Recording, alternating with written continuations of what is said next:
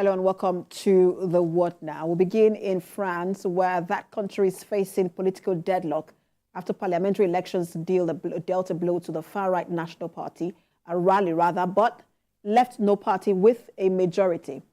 Prime Minister Gabriel Attal resigned, but French President Emmanuel Macron asked him to stay in the role for now to ensure stability after the election. We have details in the report.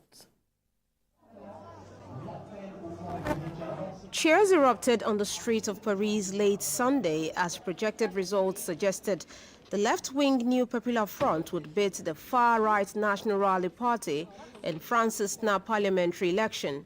A large crowd later gathered at the capital's Place de la République to celebrate the left-wing alliance winning the most seats in parliament. A left-wing alliance won the most seats in the French parliament, thwarting the far-right in a stunning result to Sunday's second-round vote. Despite avoiding a far-right government, the result means France has plunged into political limbo, with no party reaching an absolute majority, leaving Parliament gridlocked. The left-wing New Popular Front won 182 seats, while President Emmanuel Macron's centrist Ensemble Alliance won 163 seats. The far-right National Rally and its allies, which took a commanding lead in the first round, slumped to third place due to tactical voting, winning 143 seats.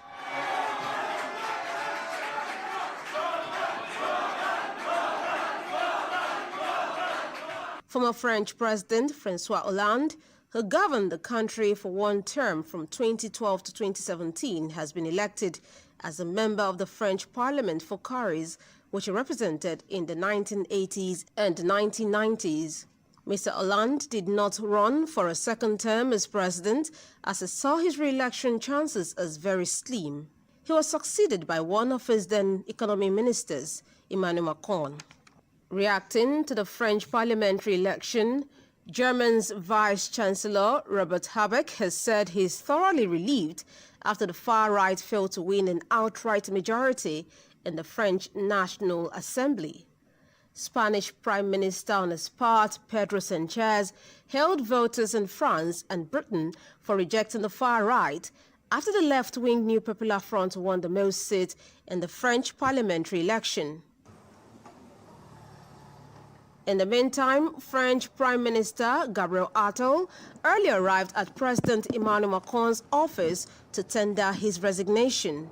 Mr. Attal had already flagged the move on Sunday, which follows French political tradition, saying he was prepared to stay in office longer as a caretaker, but it was up to the president to decide. Meanwhile, French President Macron rejected his resignation and asked Gabriel Attal to stay on as prime minister for the stability of the country.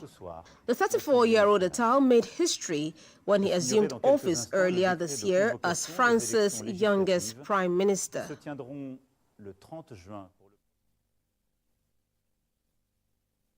For more on the political deadlock in France, global